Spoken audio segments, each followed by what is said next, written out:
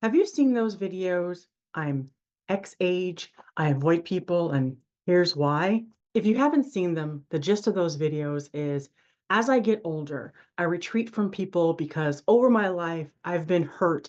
People frustrate me. I just rather be alone. We grow more suspicious of people. We just don't trust them and we shut ourselves off from the world. Like we don't need social connections anymore, period. And I'm here to challenge that thinking because I'm currently living with the consequences of what happens when you cut yourself off from people, become a recluse, and that ugly monster of cognitive decline rears its ugly head.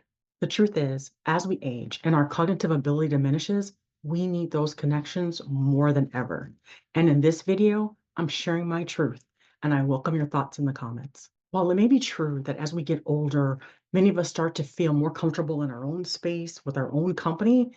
We've lived through so much negativity and hurt in our lives that it's easy to think we don't need to engage with other people the way we used to. But here's the thing, the truth is, as we age, we need social interaction, not less of it. My husband often reflects back on his childhood and how his parents never really had true friends. Everyone was always kept at bay. And he's never known a time when they weren't suspicious of people. Everyone was out to get you. And I know that's a byproduct of their silent generation traits that I discuss in this video. In fact, their favorite saying was, the only people you can trust is your family. Because if you were on fire, your friends wouldn't even pee on you to put it out. But as they age, they even stopped trusting family. So much to the point that if they fell and hurt themselves, or they got sick, or the house needed a repair, they wouldn't even call on us. And due to our frequent visits, we began recognizing just how much help they needed. But that wasn't the only thing that we noticed. As their memories and cognitive ability started to decline, they began trusting people a little too much. I originally thought they were just missing their social interactions that they had when they were growing up as children and had family and friends all around them, and they were just trying to get that feeling back. But through my research, I discovered that this need and feeling of connection was deeply tied to the decline in their memory and their cognitive function. And in a 2018 study published by the Journal of Gerontology, Psychological Sciences, researchers found that individuals with cognitive decline often try to relate to others by invoking old memories, even if they were uncertain whether those memories were accurate. This forced memory recall is a coping mechanism to maintain social bonds, but it underscores the emotional need to feel connected, even if it means fabricating some details in the conversations. I speak about making up stories in this video where I share how Mills neurologists helped us understand the concept of confabulation. And in 2017, a study by the International Journal of Social Research and Practice titled A Dementia found that 45% of dementia patients report feeling lonely most of the time. Many of these individuals attempt to engage with others in environments like assisted living facilities or public spaces, sometimes engaging in conversation with strangers to feel connected. The study also indicated that 45% of caregivers report that their loved ones with dementia often seek out people to talk to, sometimes even fabricating memories or stories to create a connection as they long for meaningful social interaction. I witnessed this behavior in Mill. For example, whenever we would go to the grocery store, she would befriend anyone that she saw and introduce them to me as her good friend, even if she just met them that day. And every time we had an in office doctor's appointment, she struck up conversations with complete strangers in the waiting room and she talk to them in a way to say, "Hey, hi, long time no see. Remember the last time we talked about X, Y, and Z?" And these people would look at her. They'd never met her before. And it was surprising to us too, because this would be like the first time we ever took her to that doctor's office. But she would act like she'd been there. She knew everyone that worked there and she knew all of the patients. And that is why, while I understand the need to retreat from toxic people and to escape the chaos of this crazy world, it is important for our cognitive health that we do not completely cut off our social interactions. Studies show that loneliness can have a direct impact on our health, leading to depression, anxiety, and even a decline in physical health. And there is a growing body of research that highlights the positive impact of social and emotional connections in patients with cognitive decline, particularly in conditions like Alzheimer's, dementia, and other forms of neurodegenerative disorders. So, there are 7 health benefits that we can gain from maintaining social interactions as we age. So, indulge me here while I share some key findings and statistics to back up these points. And I'll provide links to all of the studies that I quote in the description below. Number one, reduced cognitive decline. A study published in JAMA Neurology in 2015 found that social engagement can help slow cognitive decline in elderly individuals.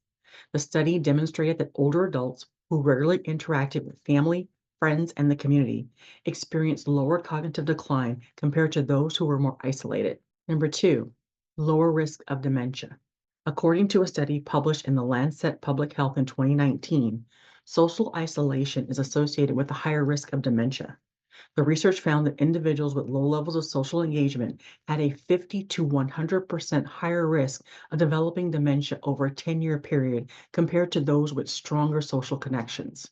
Number three, improved mental health. A report from the National Institute on Aging found that elderly individuals with high levels of social engagement and positive emotional connections were less likely to experience depression and anxiety, common issues among patients with cognitive decline. Social isolation, on the other hand, increases the likelihood of depression, which can exacerbate cognitive symptoms. Number four, better overall health.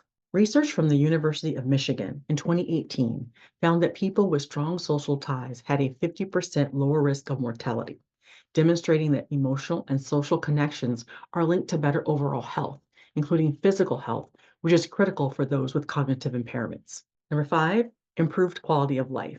A study published in Aging and Mental Health in 2020 revealed that meaningful social interactions significantly improve the quality of life for individuals with dementia.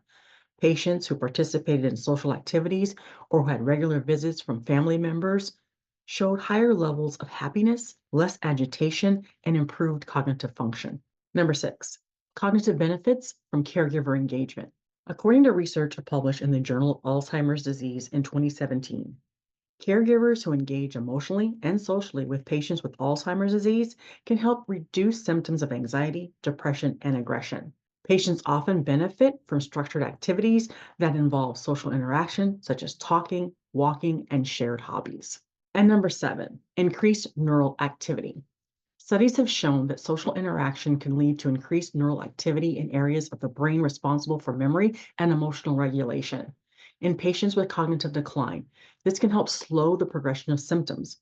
For example, a study in Frontiers in Aging Neuroscience in 2016 found that social stimulation can increase brain plasticity, which is crucial in slowing cognitive decline. As we age, it's not just our health that we need to take care of, it's also our hearts and minds. This is why staying socially engaged is so critical for our overall well being. So, after experiencing how my in law's desire for social interaction caused them to force memories to establish connections with strangers, I have a challenge for you. Don't shut yourself off. Don't let the frustrations of the past close you off from the world around you. We all need people more often than we realize. Reach out, make an effort to stay connected. And you don't need a lot of people. Just a few carefully selected people that you trust is all you need. Because while we may think we don't need social interaction now in our mid 50s, that can all change as we get older and cognitive decline starts to creep in. So, as our need for social engagement and emotional bonding increases, if we haven't already built that social trusted connection around us, we may do as my in laws, reach out to strangers and force bonds with people who intend to do us harm. Because as cognitive decline sinks in, we have a harder time understanding when our memories are real or when they're fake. We just know we want the people around us and we want to feel love and we feel supported. And that's when we can become easily manipulated. So keep that social network close to you. Make sure that they're around you. Don't isolate yourself. Don't become a recluse. Yeah, you don't have to put up with the BS. You don't have to put up with toxic people, but you want to protect yourself as you age. So build that connection now. Keep it strong. Thank you so much for watching. And if you want to learn more about confabulation, watch this video here.